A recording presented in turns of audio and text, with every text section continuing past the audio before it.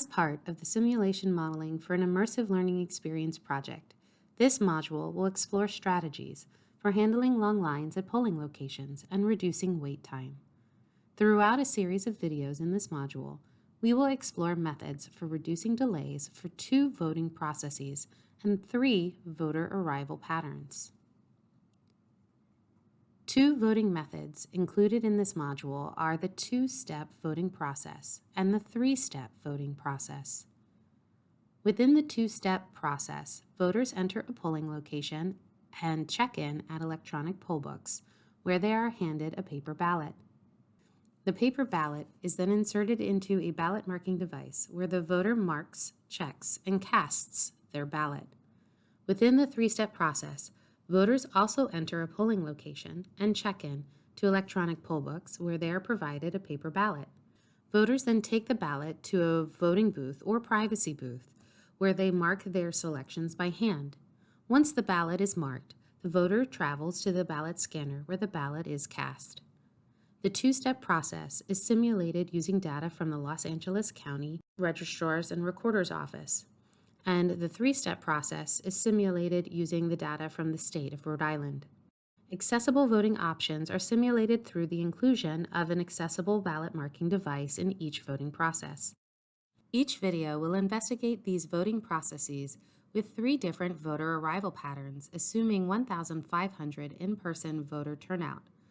Voter arrivals primarily in the morning, primarily in the afternoon, and primarily in both the morning and afternoon. The implementation of 3 methods for alleviating voting delays are explored throughout each video in this module. These methods include voter preparation, line separation, and resource allocation.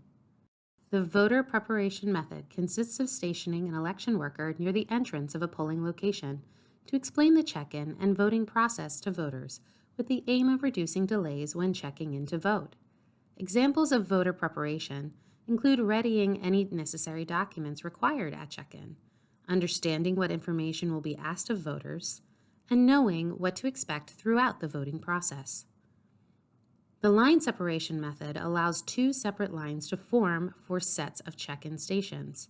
This provides voters with the option to pick a line that may be experiencing less of a delay.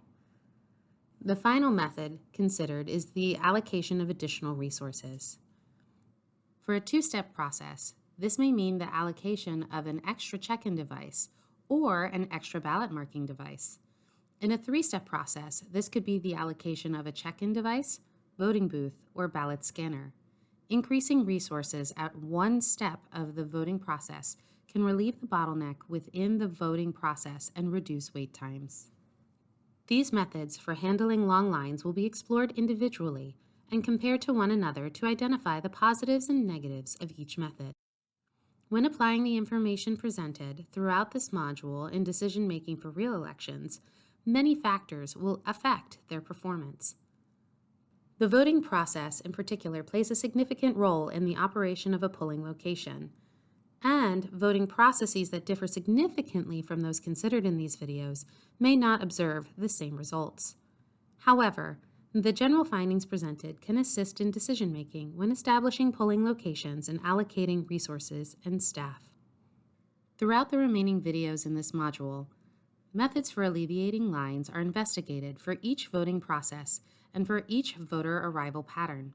Select the video that best matches your expected voter arrival pattern and voting process.